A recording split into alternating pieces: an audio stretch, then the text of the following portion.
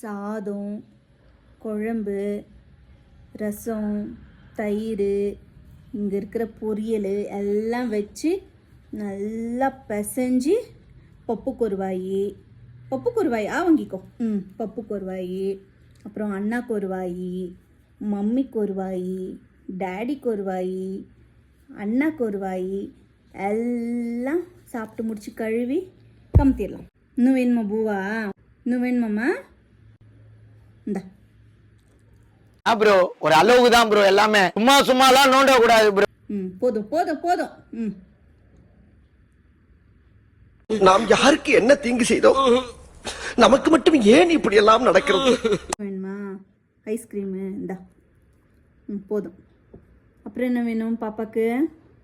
Cake வேணுமா? கேக்கு பப்பு இங்க பாரு, கேக் வேணுமா? முடிஞ்சுதுரா. சோலி முடிச்சு.